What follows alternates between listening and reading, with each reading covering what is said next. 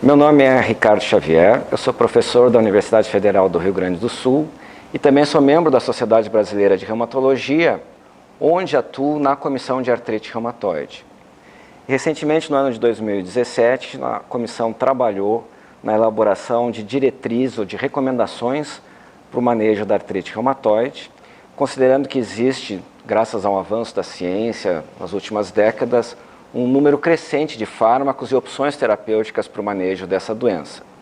Esses fármacos, juntos com o que a gente chama de estratégias terapêuticas, com o objetivo de tratar o paciente na fase mais precoce possível e com um alvo terapêutico bem definido, que é que o paciente atinja a baixa atividade da doença, mas preferentemente que atinja a remissão da doença. Então, essa combinação dessas estratégias, junto com os novos fármacos, permitiu que a gente atingisse níveis de melhores desfechos, de melhores resultados a longo prazo na artrite reumatoide. Os pacientes hoje têm uma doença muito mais fácil de ser controlada e tem um estado funcional muito mais preservado a longo prazo. No entanto, com essa multitude de novos fármacos, de várias maneiras e vários mecanismos de ação, se torna necessário, até para a orientação do próprio reumatologista, que é o especialista que lida com os pacientes com artrite reumatoide, de acompanhar esses progressos da ciência.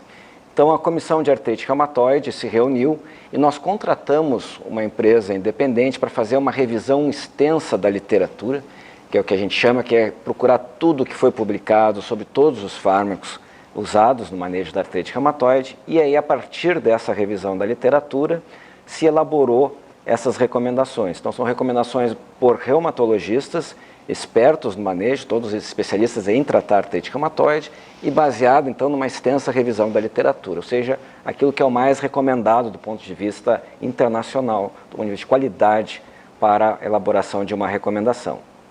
E o resultado dessas recomendações, ele pode ser dividido, tem uma parte assim, de princípios gerais, em que todos devem ser seguidos, né? Existe aí princípios sobre a importância de botar o paciente, controlar rapidamente a doença, como eu mencionei anteriormente, de se iniciar o tratamento numa fase bem inicial, logo que se faz o diagnóstico, de se buscar a remissão,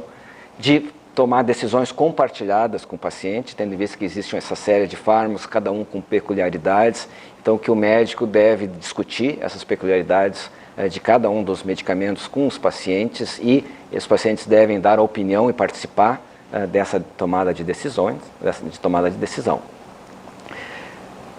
Do ponto de vista, depois dos fármacos propriamente ditos, aí o que a gente dividiu são os diversos medicamentos em 3 linhas de tratamento. A gente sabe que não tem como a gente saber no início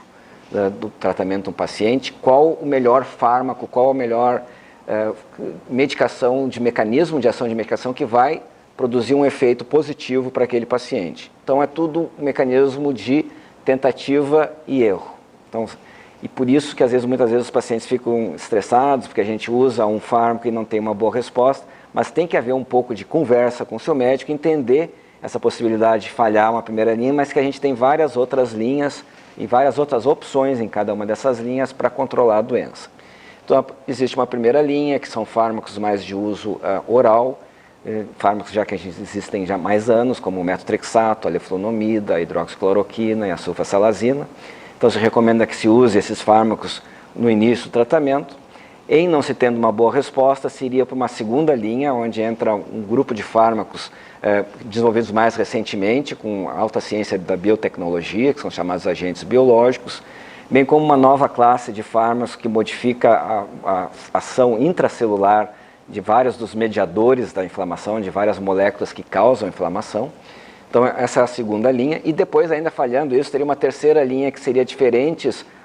combinações ou diferentes sequências desses fármacos. Ou seja, a Sociedade Brasileira produziu um documento bastante completo, com princípios e com uma sequência lógica de tratamento baseado no que tem melhor da literatura, baseando também que deve haver uma conversa com o paciente, a decisão compartilhada com o paciente.